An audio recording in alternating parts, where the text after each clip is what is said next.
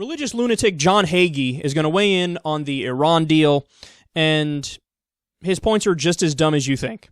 The United States of America had better pay attention to this, because Israel is the nation God has sworn to defend.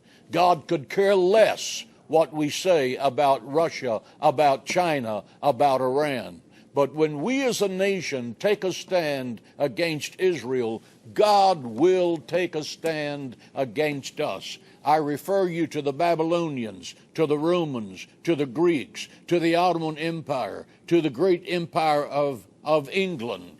That is now nothing more than an island because of their anti-Semitic actions against the Jewish people. If we allow terrorists to attack Israel, God will allow terrorists to attack the United States of America. This is our destiny that Congress is voting on. Call your senator, call your congressman, and tell them, stand up and speak up for us and for the state of Israel.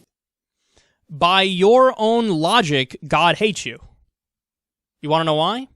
Because you're against this deal. This deal would protect Israel. This deal is a good thing for Israel. Regardless of what Netanyahu or Likud or the Jewish Home Party says, they're fucking wrong. This deal is fantastic for Israel. You want to know why? You guarantee that Iran does not get a nuclear weapon, and you have the IAEA burrow inside the ass of the Ayatollah and at the nuclear facilities, and they check nonstop. They're allowed to enrich uranium only for research and only for power for their power grid. That's it. There are hard caps on it, man. And it's going to be like that for 15 years. If we didn't have that deal, they would have theoretically been able to create a nuclear weapon in less than a year. So the deal protects Israel. But what does John Hagee say? We're endangering Israel, and that's why God hates us. Well, no, you are endangering Israel for opposing the deal. So I guess God hates you. No, but see, the amazing thing is, this guy is a true believer. He's a religious fundamentalist, and you see how backwards their thinking is. Because he's actually basing his beliefs on a ridiculous book that written in the desert thousands of years ago that has a talking snake and a seven-headed dragon and a flat earth.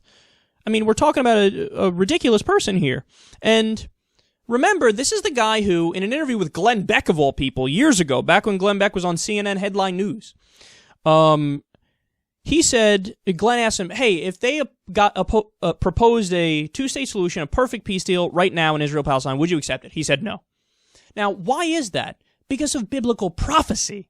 Because of his religious fundamentalism, he doesn't want peace with the Palestinians. According to biblical prophecy, the Israelites need to have all the land, and only then can Jesus come back and fly down bodily and do the rapture and shit where he kills, most of the Jews. See, and how ironic is that? He's like, I love Israel, I love the Jews. Why? Because he wants Jesus to come back and kill the overwhelming majority of them. You have more in common with Hitler than you do with Jesus, if that's the way you think. So, this kind of religious fundamentalism is absolutely dangerous, and it exists in all camps. We just spoke about the Jewish settler terrorists who say, the land, we have a religious right to all the land. Then, of course, the Palestinians, or I shouldn't say that, Muslim fundamentalists on the Palestinian side say, well, we have a right to all the land. And then you have Christian fundamentalists who are like, no, the Jews get the land, but then they all have to die. Or how about all of you are wrong because the books are not correct?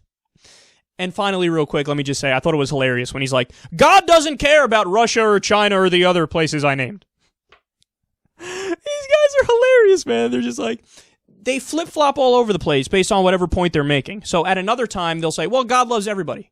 God's all-knowing, all caring, all this stuff. But then when it's convenient for him to say it, he's like, well, fuck, God says fuck China and fuck Russia. Israel's the only one that matters. Please spare me. Anybody that listens to this person, here's my advice. Stop.